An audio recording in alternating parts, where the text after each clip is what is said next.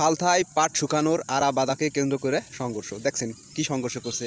এই জন্যই বলি এটা হলো আমরা সালথা, আমিও কিন্তু ভাই সালথার মানুষ। এই সালথার মানুষ জীবনে মানুষ হবে না। মনে করেন যে সালথা নগরকান্দার মানুষের ঐতিহ্য হচ্ছে এই মারামারি করা, কাইজে জঞ্জাল করা, ঘরবাড়ি ভাঙা, লুটপাট করা। এখন সালথার মানুষের এটি এখন প্রধান ঐতিহ্য। এক সময় ছিল মাজাইদেরা, তারা খুব চেতা ছিল। এরপর ছিল বড় লক্ষিন্দেরা চেতা ছিল। এরা কিন্তু এখন মাজাইদের লক্ষিন্দা একটু ডাউন, এখন কিন্তু এরা কাইজে জঞ্জালে যাইতেছে না। বর্তমান কিন্তু ওই যে আছে বাইলেগুট্টি, মানে 1 গ্রাম থামে আর 1 গ্রাম চেতে। সালতা যদি একটু দমন হয়, সালতানগর কিন্তু দমন ওইলি কেবি বাঙ্গাল আবার চাইতে যায়।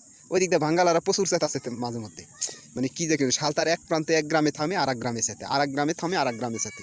এইভাবে হচ্ছে সালতা নগরকান্দা থানার মানুষের কেন্দ্র। যেই বছরে পেঁয়াজের দাম হবে ওই বছর তো কাইজা জঞ্জাল নিশ্চিত হবে আরও বেশি বেশি। এই বছর দাম কম, তাও প্রচুর কাইজা জঞ্জাল হয়েছে, কিন্তু অন্য বছর কি হয় বলা যায় না। মাঝে মধ্যে বলি সরকার খুব ভালো একটা পদক্ষেপ নিচ্ছে। সেটা কি? সেটা হচ্ছে পেঁয়াজের দাম কমায়। পেঁয়াজের দাম কম মানে সালতা নগরকান্দা থানা মানুষের তেল কম।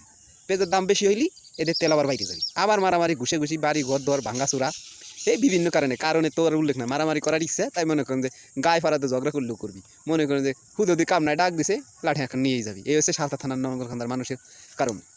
যদি আমরা এর পিছনে এই মারামারি হওয়ার কারণ যদি আমরা দেখি, তাহলে দেখা যাচ্ছে যে আধিপত্যতা আর শিক্ষিত মানুষ না হওয়া, ভালো মানুষ না হওয়া। আর এর পাশে হচ্ছে আপনার শিক্ষিত খুব কম, এখানে আপনার মাঠে কাজ করার লোকজনই বেশি, এখানে চাকরিজীবী কম।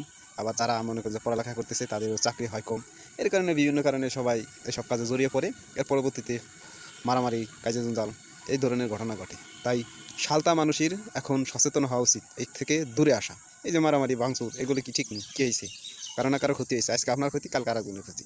তাই এগুলো থেকে আমাদের সবাইকে বেরিয়ে আসতে হবে। ধন্যবাদ সবাইকে।